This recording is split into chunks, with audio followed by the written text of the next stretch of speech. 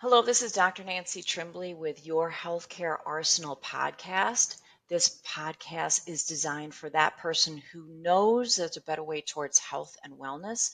They just don't know what that better way is. And today we have Stacy Taylor, nurse practitioner, who practices in our region of Northwest Indiana. And she has some special concentrations I want to get into. She does practice functional medicine, and we'll talk a little bit about that first. So let's get rolling. Hi, Stacy. How are you? Hi, Nancy. Thanks for having me today. Tell us Good. about you and your background a little bit and how you found your avenue of healing. Sure. So I've been a nurse for approximately 24 years, and that concentration has mainly been in emergency medicine, emergency nursing. And I still kind of dabble in that a little bit, but over the last 5 years or so, I've done family practice, working in other clinics, taking care of patients in your traditional setting. However, over the last couple of years, I've had my own practice here in Crown Point where I practice more on a functional type basis, trying to meet the nutritional needs of my patients, really diving into the root cause of their illnesses, trying to keep them healthy. I practice more in a proactive approach, trying to keep my patients healthy versus waiting until they're ill and they have issues. So that's kind of what I do in a nutshell. Yes, I and so functional medicine, can you define that for our audience and what that is? So functional medicine, the way I see it, and everybody kind of, they have their idea what functional medicine looks like, right? We're trying to get at the root cause. We're not just throwing medications at patients. We're trying to treat them on a different level, and it's more non-traditional. Most physicians don't practice any functional medicine. They just go by the guidelines of what they've taught in medical school. And this is, if you have hypertension, we will give you these meds, right? So when you have hypertension, what is causing it? Is it your nutritional aspect of your life? There's different reasons why you have this hypertension.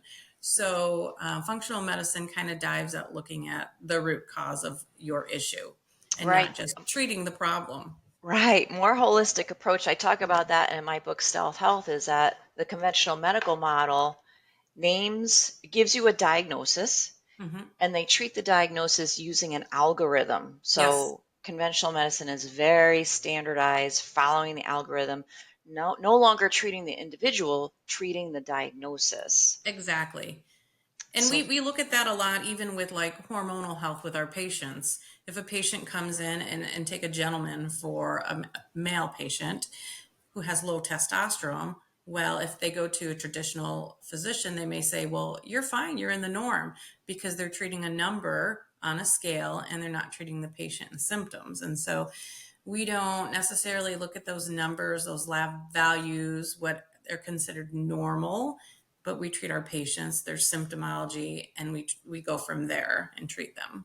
right, because a blood test, I've witnessed this where you get your blood test results. It's a piece of paper, and there's an H or an L next to some values. The H is high, the L is low, and that means you're outside of the what they call normal range. Right, Which really, let's look. We could debate what normal is and how they right. get those values all day long. Hmm. But it's like, what are your actual values? What are your symptoms? And how do those blood test values, like, um, how do those relate to other values on there too, on Hmm. your blood test? Like, how does Right. things interrelate?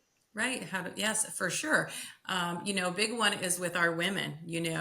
Women and menopause is a big, big issue. And is coming to the forefront of medicine slowly. Women's health has not really been studied well over the years. It's always been about the male, like Uh, erectile dysfunction and things. And, as women, we're expected to go through menopause and tough luck, you're okay. Well, that's not really the case. Women don't have to live being just okay. And so, traditional OBGYNs, they take a course, less than a semester on menopause. And then, women come in, they want their hormones tested, and they tell them they're okay, but they're Right. not They're okay. not okay. They're suffering tremendously. So, if a woman comes in and they're in menopause, we kind of move and shift their hormones to premenopausal levels with, we use bioidentical hormone replacement for our females, but we are changing lives, and we're doing it in a non-traditional way, because if these same patients were to go to their traditional OBGYNs, they wouldn't get the same kind of care and treatment. No. Mm-mm. No, and really they would probably be like waved off like, "Oh, Yeah, you're fine." yeah, You know, you're menopausal, right? You're fine. right. It's normal, which the brain fog, the mood swings, the low libido, the joint aches, the night sweats, the hot flashes, the one that drives me crazy is the bladder, like you can't hold your bladder that's Right. the one that puts me like over the edge, like no, not normal. Not normal. And we Hmm. fix those things every day and with great results. It's been really, that probably has been one of the most rewarding things treatments I've done lately that has really changed lives of people, women. And that's been really rewarding. Actually, and back in the day, like in the 90s, I first read Dr. Robert Lee's book, and he was one of the first to start talking about how our environment and what's called xenoestrogens, which are estrogens in our world that trick our body into this hormonal imbalance. So, and I had a progesterone cream I would just sell over the counter, and women would come back after a few days and be like crying, saying, "Thank God I got my sanity back." Mm-hmm. So now we are, the whole arena has gotten way more complex over the last 20 years. Um, and one of the other things that I have seen is that some women say, "Oh, I have hot flashes, but I can handle it. I just carry a little fan, or I have like these sweatbands I put on my wrists or something." But really, the underlying issue is that you are just setting yourself up for greater disease, cancers. If your hormones are out of whack, it's not just inconvenient. It is dangerous. It's dangerous. It's affecting women at a cellular level. It's not just about these superficial, annoying symptoms.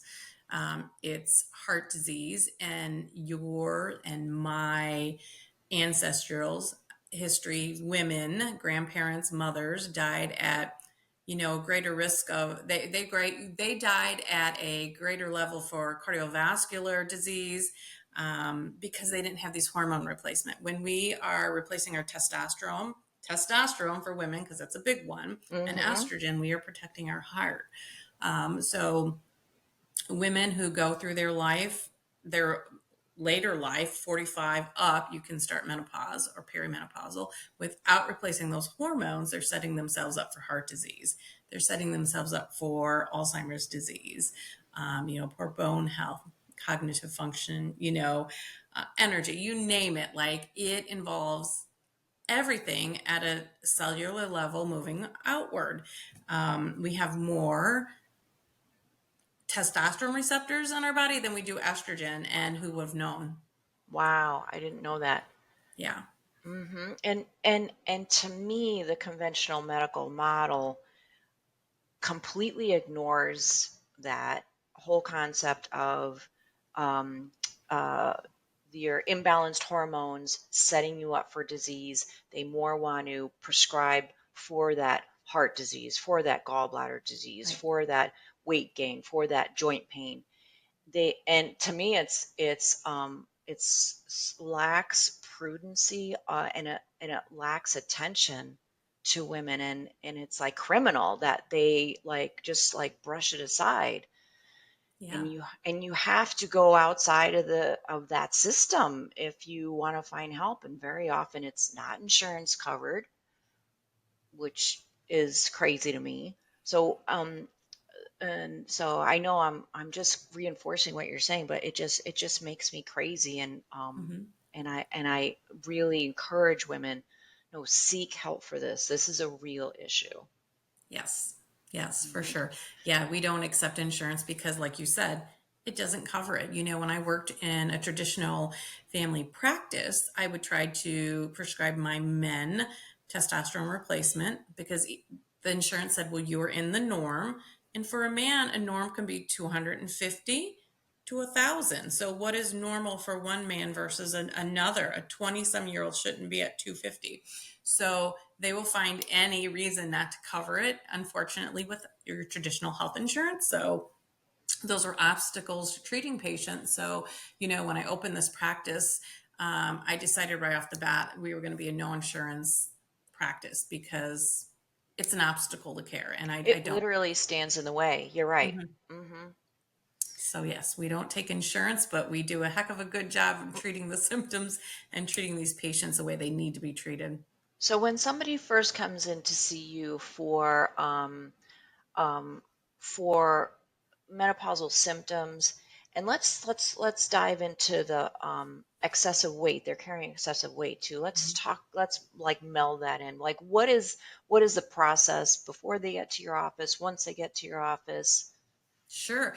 And so for us, although we don't do insurance in the office, if a patient calls and they have health insurance, the first step really is getting their lab work so we can see where are their levels. And so if they have insurance, we are more than happy to give them a lab order, let them take it outside to an outside lab facility, get their labs drawn. Okay. Once we have those, then the patient will meet with myself, always with the practitioner first. We will dive into their symptoms, their labs, where they're at. Are they menopausal, perimenopausal? And then from there, devise a plan. Our women, we're really seeing great strides by prescribing them some testosterone component to their, even 20 some year olds and up. We're prescribing testosterone component as part of their plan. And we are seeing great strides in like cognitive functioning improving, sexual Moods. health, sexual health, Mm-hmm. Mm-hmm. for women. Um, Sexual dysfunction is a big thing and there's never been anything really to treat it well. Study shows women need to have about 1/10 of what men have in estrogen, and most are in the teens when they should really be about 100 to 150. So Wow. And is that once for they is that for testosterone? Yes, yes, it's been amazing. So, once they have those labs back, we can sit and we can kind of dive into that and give them a plan of care. In my office, we only use plant-based bioidentical hormone replacement. I'm not a big fan of the synthetic big Mm-mm. farm. I really don't prescribe them. Mm-mm. Um, we use, all compounded versions of estrogen, testosterone. We do the pellets. So that's really the starting point. And then we do serial follow-ups with our patients, and we're checking those symptoms, we're checking those labs to see where we're at. So it's an ongoing relationship that I develop with my men and women both, through this journey of improving their health and their hormones. Right, right. Because as time goes on, those labs can change, and Mhm. you want to make sure you're doing the correct thing. And for sexual dysfunction, that's something that we don't talk about at all. And that would mean, and I'm guessing like low libido. Yes. Hmm. Low libido. I have seen, and I want to like scream it out to these women like, we can fix this. So I'm going to use myself as a prime example because I am 54 and I share this with my patients. I mean, there's no conversations that are like, that can't be had in my office. I'm open. We can talk about things because we're all human, right? Right. So I went through menopause very early at 44 and I am 54 now. And for the last 10 years, I have used the bioidentical creams. They've never really completely taken away my symptoms, never completely. And that's because we don't know how well that each person absorbs those creams. Then there's that compliance. Are we putting them on every day like we're supposed Are you to? remembering? Yes, exactly. And so there's these obstacles to making sure you get those levels up where they need to be. So we just recently started offering the pellets, which Hmm. they go right under the skin. And so myself and my staff, we were kind of all guinea pigs. And I have to tell you, Nancy, it's been transforming. I, as a 54-year-old woman, over the last 2 years, sex became very painful, vaginal dryness, and these are issues that women face. So it should be an open conversation about these things. There's Right. nothing to be embarrassed about. This is unfortunately part of the process. So getting on the bioidentical pellets has changed my life. That is all gone. It has created a greater intimacy between my husband and I, on one level. And then, Yes. when you're not connecting with your spouse or partner, whether it be intimate, well, intimate's like the basis, and then moving, you have other things they annoy you for whatever reason. When you're connecting intimately, some of those things don't annoy you anymore. Right. You're better partners to each other. And It's so true. for our women, um, there's just been nothing around to help them with this. We have Viagra and Cialis for men, but what have we ever had for women, right? Replacing just estrogen alone doesn't do it. You have Hmm. to replace the estrogen and testosterone, and it Hmm. makes a huge difference. I feel like I'm 10 years younger, 15 Yes. years younger in that arena. So Yes. it's been life changing, and my women are just raving about it. Their marriages are doing much better because they're connecting with their partners. They are feeling better overall. They've got more energy. They want to get up and go. They're exercising. They just feel better. When you feel better at one level, it kind of spreads out, and they feel better in all kinds of ways. So it's been really good. Absolutely. I totally agree with that. I feel so much of the world today wants to disconnect us, whether it's from your neighbor or your spouse. Yeah, And sex is the glue that keeps a couple together. it And does. when you have that consistently, you're right. Your mood is better. You're more connected in other ways. Yeah. Are more accepting of the things that used to, like you say, annoy you. You It said piss you off. Right. Doesn't It's just anymore. it really solidifies that connection with others, which then augments our joy, our feelings of joy and bliss, and it just mushrooms from there. So I For totally sure. support that. And and in my office, I don't have the environment to really talk about that stuff, but when I'm saying when I see a woman that's got some of the symptoms, I'm like, you need to go. Just Yeah, go. It'll change your life. Just go. for sure. Oh, yeah. Yes. So Yes. cool. So Yes. let's dive into the weight loss. I know that's Yep. one of your other concentrations. Yes. And so we do your typical GLP-1s. They originally came out as Ozempic for diabetes. And And what they what found, year was that when that you know, Ozempic came out? Was I want to say, Nancy, and I'm not sure. I know it's been out at least 10 to 15 years. It's been out Yeah. a long time, maybe longer. And so a lot of patients can have, some reserves about it, thinking this is a newer medication. It really isn't a newer medication. So, it came out for diabetes, and what they found was that their patients were losing a lot of weight. And so, once you want to use one medication for a different reason, or, there's some research that goes into it to get it approved. And so, although this medication's been out a long time, it's just more recently been approved for the weight loss aspect of it. And so I have been prescribing it for about 4 years, um, which has been great. But the issue has been that most healthcare insurances don't cover obesity meds. And so that's been a roadblock for me when I was in family practice.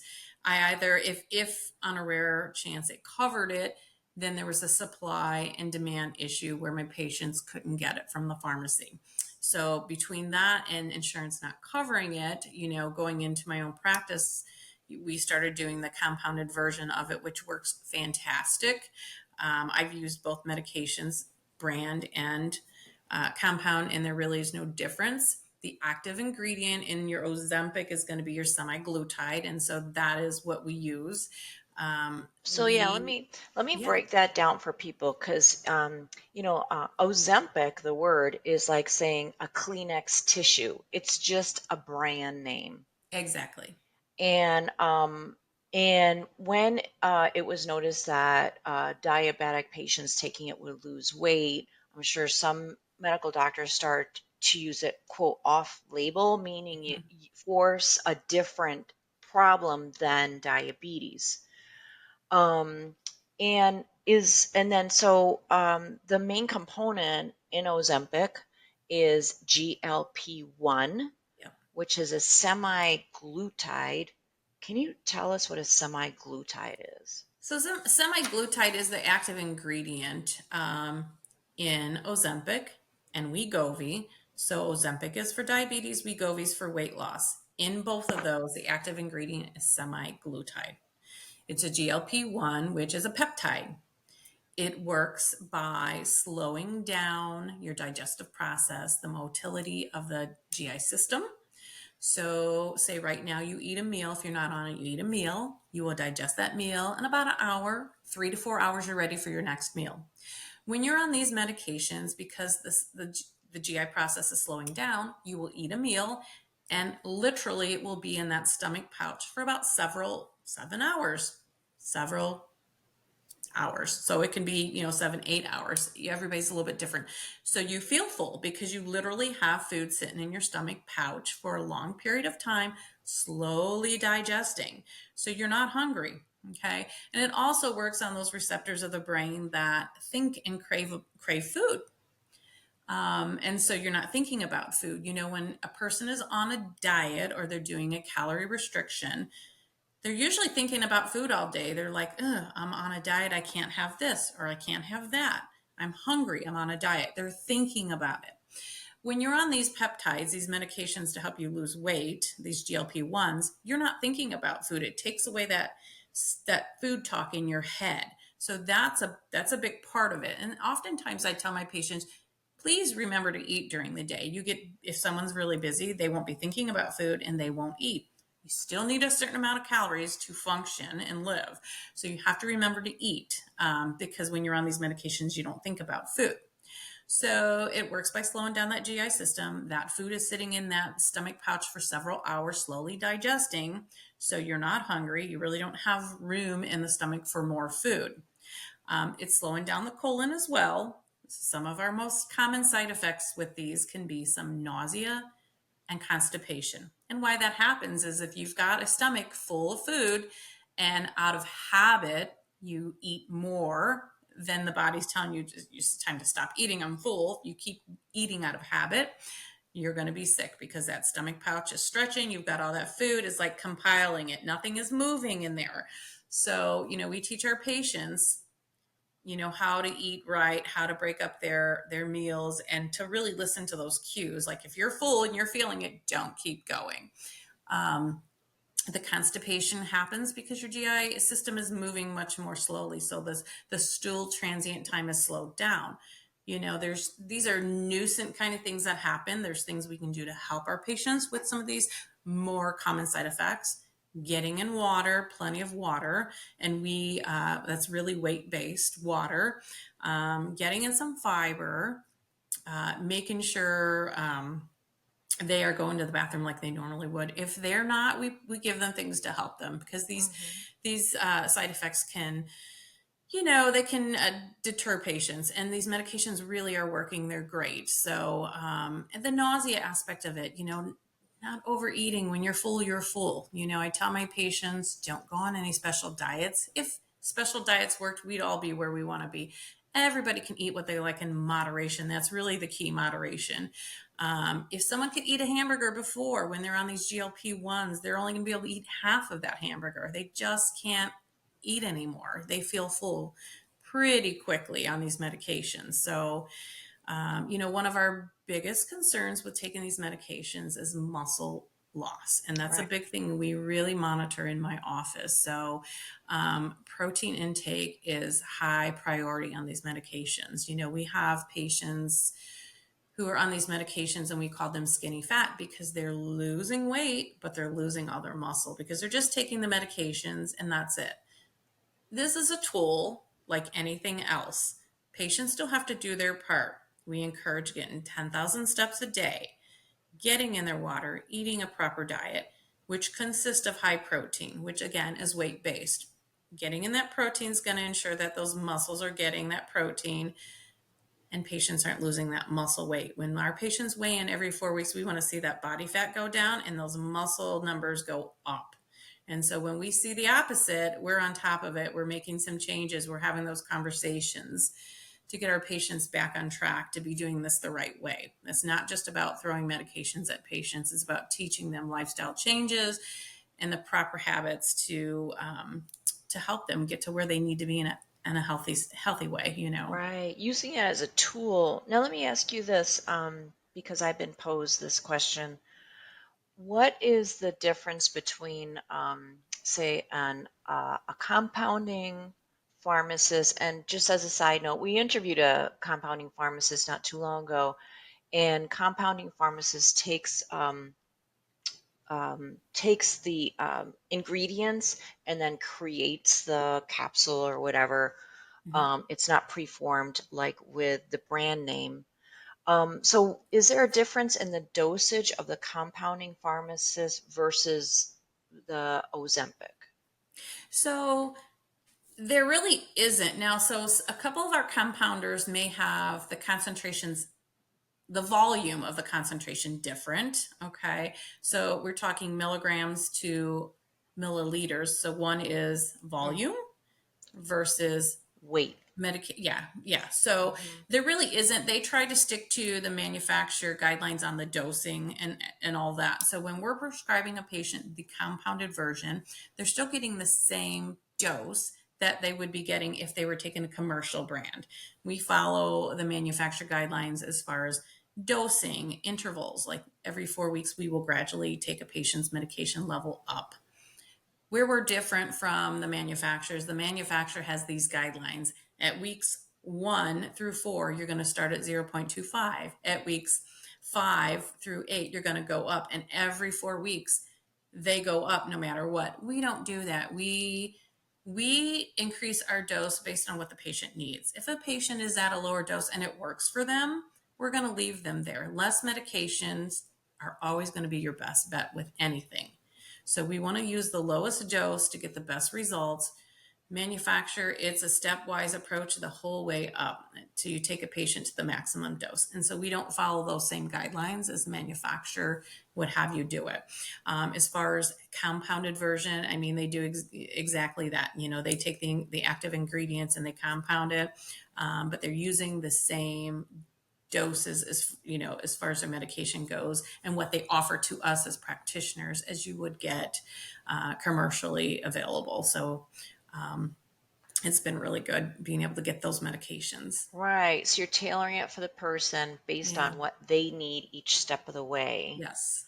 And then, what about the concept I've heard of where once you're on it, you must stay on it for life? I don't tend to agree with that. We have different ways we can wean patients off of that. So I've had patients come and go on this medication. There's been some real good research studies out there that show, like your body, like a thermostat, has a set point. After so many years, most people will be at a weight and they're like, okay, this is my weight. No matter what I do, I can't get above or beyond. Or if I, lose 10 pounds, I always go right back to that set point. So there's some real good research studies out there that show your body needs to be at its new weight for 24 months before it realizes and recognizes this is its new set point.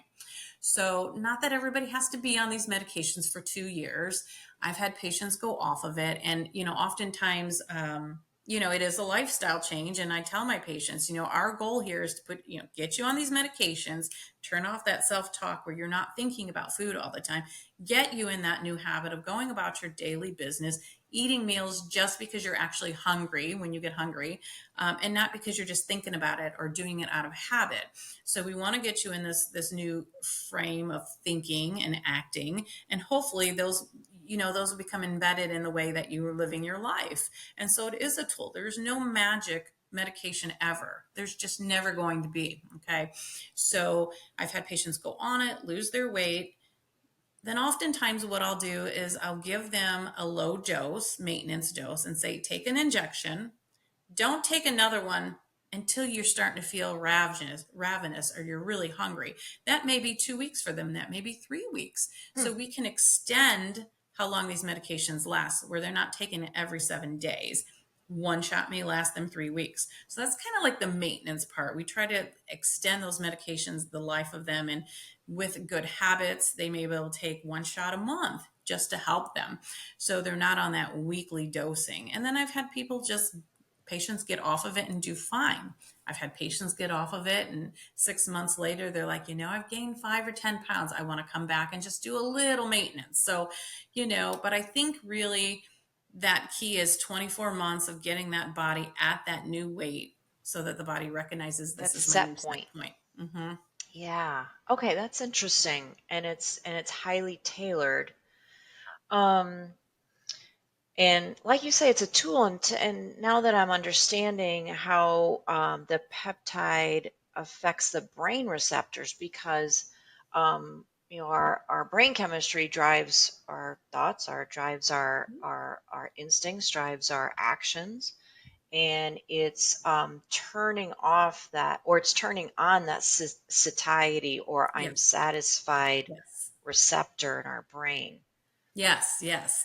Another interesting thing, Nancy, I've had a couple patients who are heavy alcohol drinkers. Okay. It works on the same receptors that crave alcohol, that crave drugs, that crave food. It's all the same. It's all the same area of the brain. It's just what someone's vice is, whether it be food, alcohol, drugs. I've had patients come in who are heavy drinkers, which I would probably call functional alcoholics, where that being on this medication has stopped them from drinking Wow. because they just don't crave it. And so right now they're doing some research studies to see how it works in addiction, which I think we're going to find in the next 2 to 3, who knows how long, years, that it will be approved for addiction as the next step with this medication, which is really a great thing. It's really great. I lost my son to a drug overdose. So Wow. for me, this hits home big. And if this can help patients to not crave those things, because a craving is a craving. Right. It doesn't matter what your vice is. So these medications, you're going to see them evolve into even better uses as we move along. And the more people who are on them, they're finding that they're helping in many more ways than just food cravings and, eating habits. Mm-hmm. Mm-hmm. And I'm guessing that with the lower dosage, it doesn't slow down the stomach and GI motility as much. Is that safe to say? That is safe to say. And so that's exactly why we start our patients on the very lowest dose, because one, we want them to get used to it, their body get used to it. We don't want them to have horrific side effects. If we were just to throw a person on like a higher dose of 1 milligram, they would be throwing up, they would be miserable, sick. So yes, when you're on the lowest dose, you're not getting as great of a effect. You're still having those you're still having good appetite control, but it's not lasting as long. Patients on that low dose, they're losing weight, but they'll say, yeah, about day 4, I started feeling hungry again. So, Mm. um, low dose is just really to get that body used to those medications as we start to ramp them up a little bit. Mm-hmm.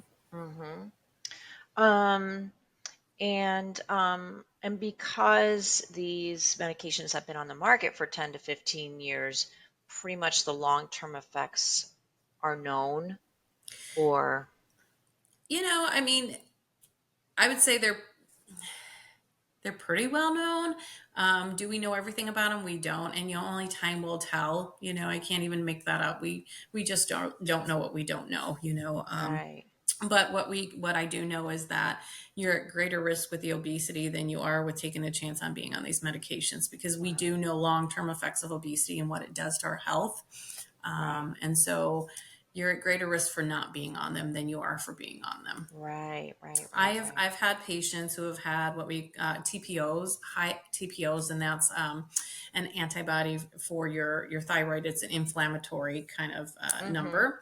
I've had them be on these medications, and those numbers go back to normal. Mm-hmm. So it's been really phenomenal, because think about it. What we are eating is what is creating our issues in our body. And so when we stop eating those diets we're used to, those junk foods, Junk foods. those things that are causing the inflammation in our body, we're starting to see things normalize in the body. And so when we can cut those out with the help of semaglutide, we're seeing improvements all around.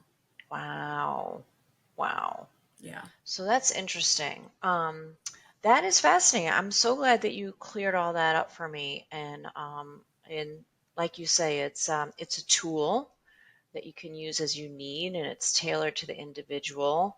Um, and and through time, just taking that individual not as just like treating the diagnosis, but seeing what does this person need, what are their goals, how are they responding. I love it.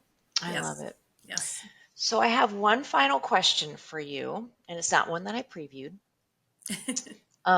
If you had a billboard for all to see, what would it say? You know, I think it would definitely be related to the women's health aspect, because this is where I've seen the biggest change in the patients being so much more satisfied in their care. So it would be helping women with their low libido. It Uh-huh. would definitely be fixing women's low libido. Come get your testosterone. Yes, absolutely. Yeah, It's a silent problem. it is. It is. Yes, I love it. Yes, for Well, sure.